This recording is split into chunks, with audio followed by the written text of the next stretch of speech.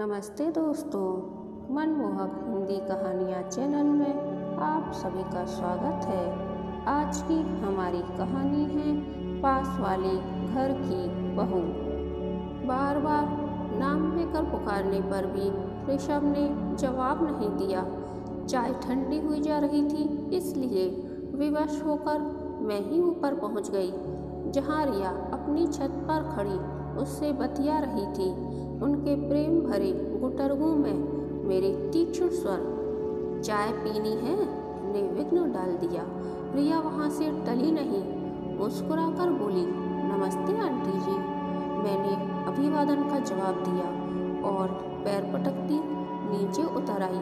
बेशरम कहीं की, माँ के सामने ही उसके बेटे से प्रेम की पींगे बढ़ा रही है। कोई लिहाज संकोच है ही नहीं। माँ, कहाँ है मेरी चाय? नीचे आकर ऋषभ ने पूछा। देख ऋषभ, अब तो बच्चा नहीं है, एक जिम्मेदार बैंक ऑफिसर है। छत के उस कोने में खड़े तुम दोनों क्या खुसर फुसर करते रहते हो? बचपन में साथ खेलते थे, मैंने ध्यान नहीं दिया। बड़े हुए तो एक ही कॉलेज में थे, सो मैं चुप रही। लेकिन अब क्या बातें होती हैं? माँ, हमने बचपन से लेकर अब तक एक लंबा समय साथ में बिताया है।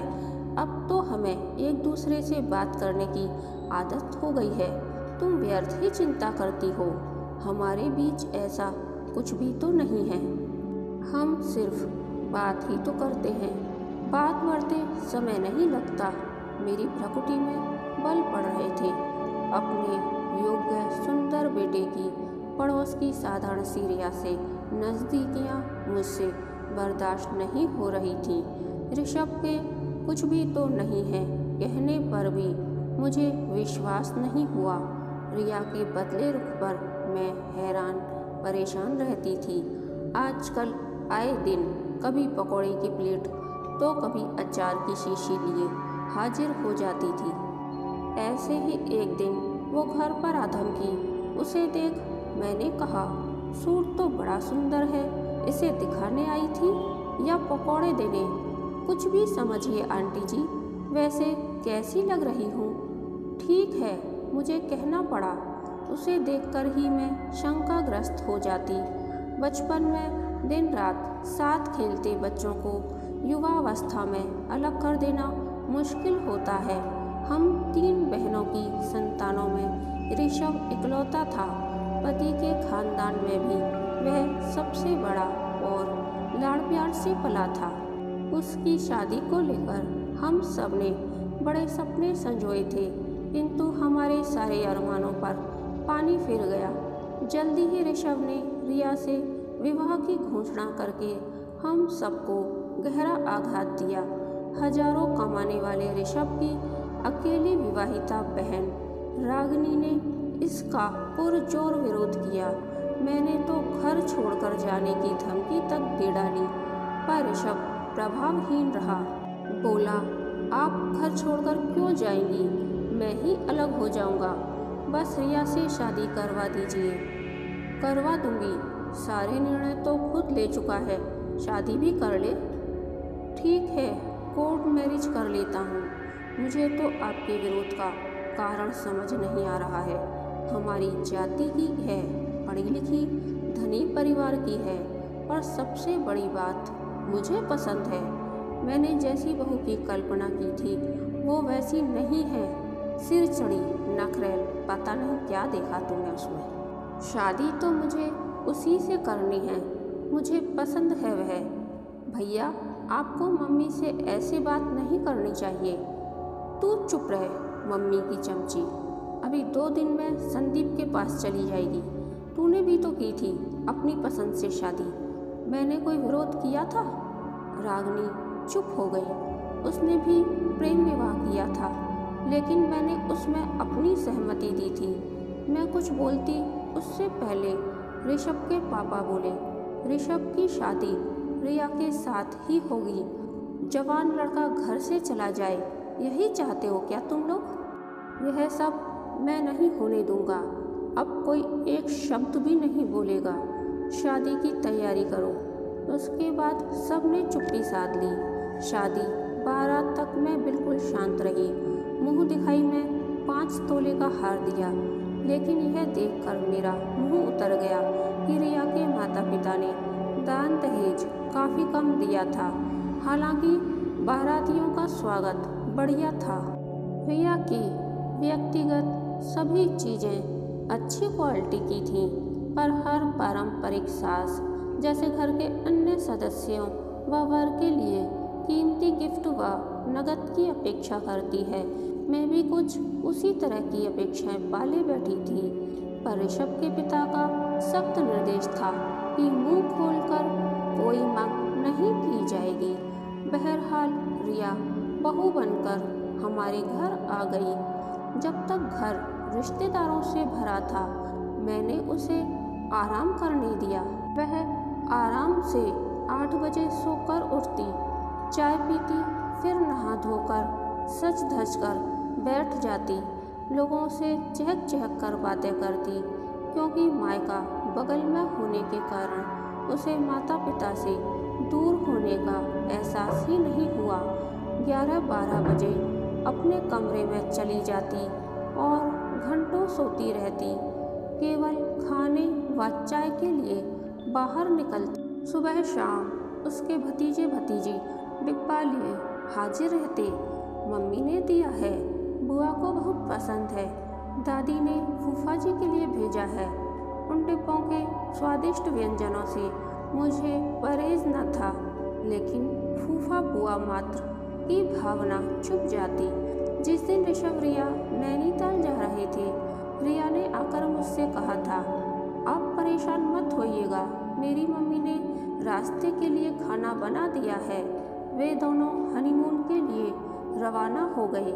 रिश्तेदार भी जा चुके थे। रागनी ने जाने से पहले मुझसे कहा, वहाँ से लौटकर आए तो भाभी से खाना बनवाना शुरू कर दीजिए, वरना जिंदगी भर आप उसे बिठाकर खिलाती रहेंगी। हाँ और क्या, उसे तो करना ही है। मैंने कह तो दिया, लेकिन मन ही मन असमंजस में थी। कुछ दिनों बाद ऋषभ रिया लौट कर आए। काफ़ी गिफ्ट्स, मेवे, मिठाइयाँ लेकर आए थे। रिया शाम को ही मायके जाकर काफ़ी कुछ दे आई। अब तुम दोनों आराम करो। ऋषभ, कल तुम्हें बैंक जाना है।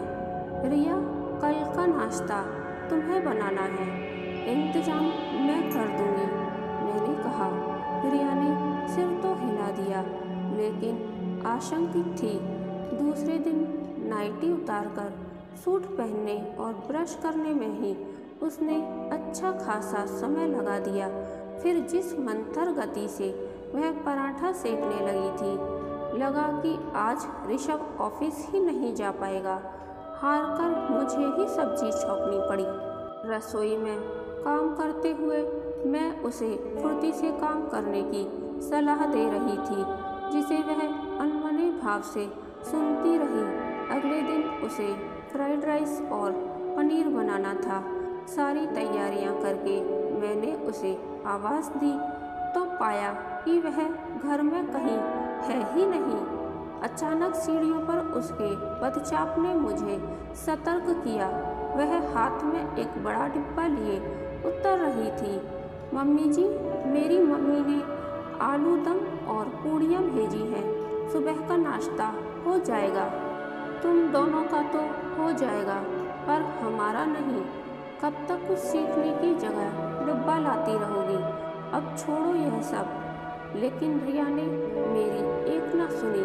छत पर उसका मायके वालों से लेन देन चलता रहा। कभी कभी तो वह कचौड़ी, हलवा, पोहा का डिब्बा लिए अपने कमरे में चली जाती और खा पीकर छत से डिब्बा पुनः देने का अनुरोध के साथ लौटा दिया जाता। उसका पेट भरा रहता तो खाना बनाने में उसकी दिलचस्पी कम रहती। मुझे गुस्सा आता, लेकिन कुछ न कह पाती। ऋषभ की शहजो मिल रही थी उसे। नई नवेली अर्धांगिनी के 100 खून माफ़ होते हैं, लेकिन असली गलती रिया की माँ कर रही थी। सो एक दिन बिना पूर्व सूचना के मैं उनके घर पहुंच गई। मेरी विचलित दिखी, खूब आवभगत हुई।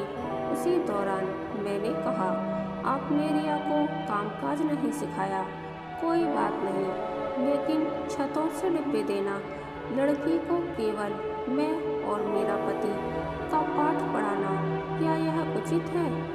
अरे बच्ची है, जो कुछ उसे पसंद है घर में बनता है तो दे देती हूँ। धीरे धीरे सब सीख जाएगी, धीरे धीरे उसमें अलगाव की प्रवृत्ति आ जाएगी, वह आप पर निर्भर हो जाएगी और कभी अपने घर के प्रति समर्पित न होगी। आप बहुत आगे की सोच रही हैं। एक माँ की तरह सोचें तो आपको लगेगा कि कुछ भी गलत नहीं हो रहा है। रिया की माँ अपनी बात पर अड़ी रही। मैंने गहरी सांस ली और जाने के लिए उठ खड़ी हुई। बाहर तक मुझे रिया की भाभी छोड़ने आई। उसने कहा, आप चिंता न करें, वह घर की छोटी है इसलिए दायित्व भाव नहीं है, लेकिन शादी के बाद यह भाव हर स्त्री में जरूरी है, वरना वह उस परिवार से जुड़ नहीं पाएगी। मैं उसे समझाऊंगी। मैं घर वापस आ गई। रिया ने इधर एक नई रट लगा रखी थी कि वह नौकरी करना चाह रही है। घर से सहमति मिलने पर उसने एक स्कूल में नौकरी कर ली और वह भी ऋषभ के साथ टिफिन लेकर निकल जाती। दोपहर में बना बनाया मेरे द्वारा परोसा खाना खाकर सो जाती। शाम की चाय मैं ही बनाती। चाय पीकर वह खाने के लिए पूछती तो जरूर, पर बस रोटियां बनाकर चलती बनती। कभी कभी सब्जी, चटनी या रायता आदि बनाती। इसके बाद सब मुझे ही समझाते, अरे जैसा बना है खा लो, सब पेट में ही तो जाएगा। तुम सोचती हो वह अभी से तुम्हारी तरह एक्सपर्ट हो जाएगी। पापा ठीक कहते हैं माँ, ऋषभ बोलता। रिया उनकी कृतज्ञ रहती और मुझसे कुपित रात में कहती, मैं रोटियां बना दूंगी, सलाद काट दूंगी, बाकी मेरे हाथ की बनी सब्जी तो आपको पसंद नहीं आएगी। अब मैं घर में मुफ्त की नौकरानी थी। तीनों टाइम खाने की व्यवस्था, घर की सफाई और सजावट, मेहरी के पीछे पीछे घूमना। मैं चाहकर भी उससे कुछ न कह पाती। वह हमेशा मुझसे एक निश्चित दूरी बनाकर रखती। घर में एक और औरत के आ जाने से मेरी अपेक्षा बनी रहती कि रिया मेरी कुछ मदद करे। इसके लिए विरोध स्वरूप कभी सिर दर्द तो कभी कमर दर्द का बहाना बनाकर पड़ी रही कि रिया कुछ करे, लेकिन इसका विपरीत प्रभाव पड़ा। उसके घर से सुबह शाम टिफ़िन आने लगे। वह टिफ़िन लेकर स्कूल जाती, वहाँ से लौटकर सीधे मायके जाती, खा पी कर लौटती। कभी कभी स्कूल में काम ज़्यादा होने पर मायके ही रुक जाती।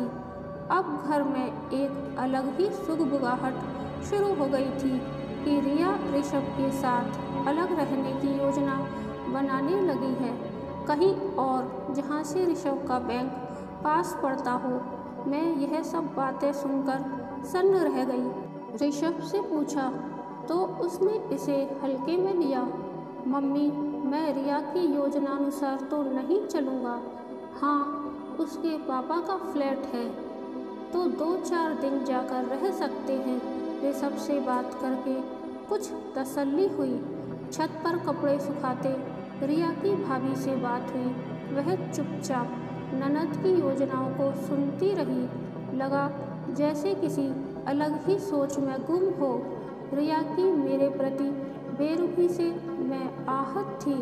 मैं भी आदर्श सास बनने में असमर्थ थी, सो उससे कुछ कहना भी मैंने छोड़ दिया। लेकिन इधर कुछ दिनों से मुझे रिया खोई खोई सी लगती। उसका चहकना, उछलना, कूदना, धूम मचाना सब बंद हो गया था। कुछ सोचती रहती। उसने छत के चक्कर लगाना और टिफ़िन लाने का क्रम भी रोक दिया था। सुबह उठकर चाय, खाना सबके लिए बनाती, अपना टिफ़िन लेकर मुंह लटकाए चली जाती। लौटने पर मायके न जाकर सीधे घर आती। दोपहर का दाल चावल बनाने में मदद करती, परोसती बटोरती, शाम को जल्दी सोकर उठ जाती, घर व्यवस्थित करती। मैं चाय बनाती तो उदास चेहरा लिए बगल में खड़ी रहती। चाय पीकर स्कूल का काम करती। रात का खाना बनाने जाती तो तुरंत किचन में पहुंच जाती। आप आराम करें, मैं खाना बना लेती हूँ। जैसी तुम्हारी इच्छा। मैं उल्टे पांव लौट आती। वह मसाला पीसती, भरसक स्वादिष्ट सब्जी बनाने का प्रयास करती, पतली रोटियां सेकती, कोई मीठा जरूर बनाती। इस दौरान बराबर मेरा मुंह ताकती रहती कि मेरी प्रतिक्रिया क्या है। मैं उसमें सकारात्मक परिवर्तन से आश्चर्यचकित थी। कहती, रिया आज की सब्जी अच्छी बनी है, तो वह खुश हो जाती। थैंक यू मम्मी जी। मेरी उत्सुकता बढ़ गई। एक दिन मैंने रिया के स्कूल जाने पर ऋषभ को पकड़ा। मामला क्या है ऋषभ? जिस लड़की को मैं समझा कर थक गई, उसमें अचानक इतना परिवर्तन कैसे आ गया? माँ, उसकी कुछ फैमिली प्रॉब्लम है।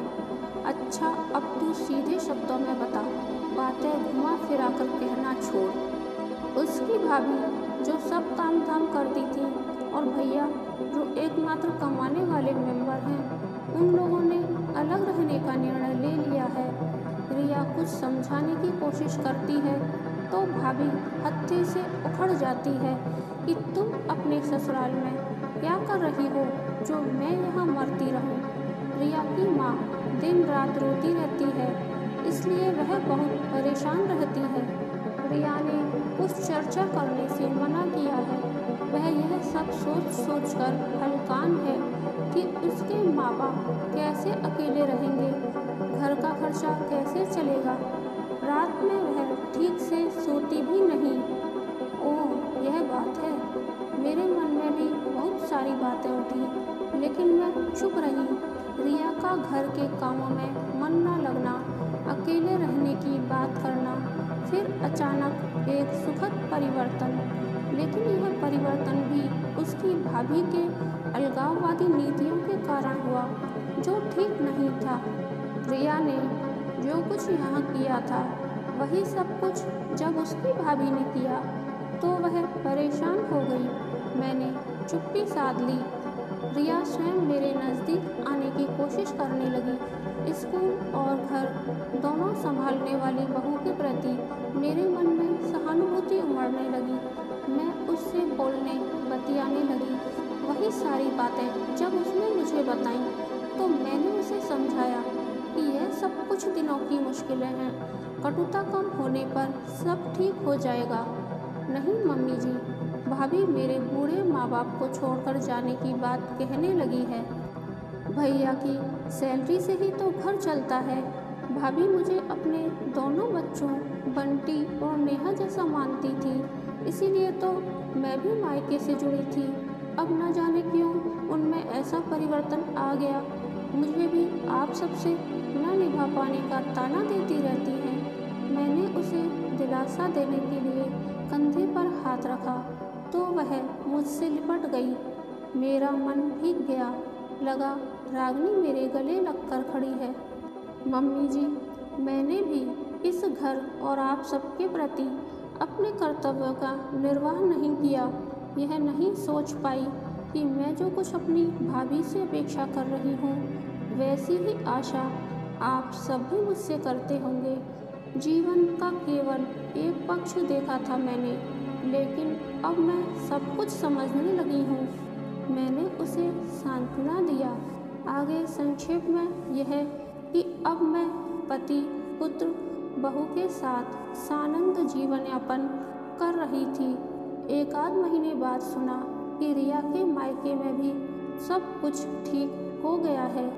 रिया की भाभी ने अलग होने की रट छोड़ दी है और सास के साथ मेल मिलाप पूर्वक रहने लगी हैं। उसका बार बार रूप बदलना मुझे आश्चर्यजनक लगा, लेकिन एक दिन छत पर सूखे कपड़े समेटते बगल की छत पर रिया की भाभी खड़ी दिखी। उसने पूछा, आंटी जी, घर में सब ठीक है ना? हाँ, अच्छा चल रहा है। तुम बताओ, तुम्हारे परिवार में सब कुशल मंगल है ना? यहाँ तो हमेशा ही कुशल मंगल था। लेकिन मैंने तो सुना था कि उसने होठों पर उंगली रखकर चुप रहने का इशारा करते हुए पास बुलाया और बोली, हमारे परिवार में कुछ भी गड़बड़ नहीं थी। वह तो मैंने और मेरी सास ने मिलकर गृह कलह का नाटक किया था ताकि रिया को अपने दायित्वों का एहसास हो। मेरी आंखें बड़ी बड़ी हो गईं। स्वयं को संभालकर मैंने दबे स्वर में कहा, बेटी, मैं किस प्रकार तुम्हें धन्यवाद दूँ, समझ में नहीं आ रहा है। तुमने मेरे घर की खुशी के लिए स्वयं को बुरी साबित करने का प्रयास किया। कोई बात नहीं आंटी, मेरे सास ससुर तो सब जानते हैं। अभी रिया को कुछ नहीं पता चलना चाहिए, बाद में जानने पर कुछ ना होगा। तुम ठीक कह रही हो, मैं उसे कानों कान खबर नहीं होने दूंगी। और हम दोनों नीचे उतर गए। मैं कृतज्ञ थी। जिंदगी की गाड़ी हंसी खुशी गम मुसीबत लिए चलती रहती है, उसमें ठहराव नहीं आता, किंतु संतोष व कृतज्ञता के भाव तब उत्पन्न होते हैं जब कोई शख्स निस्वार्थ भाव से दूसरों की मुश्किलें आसान करता है और गाड़ी पटरियों पर सरपट दौड़ने लगती है। कहानी के अंत तक बने रहने के लिए धन्यवाद। यह कहानी आपको कैसी लगी, प्लीज़ कमेंट करके बताइए।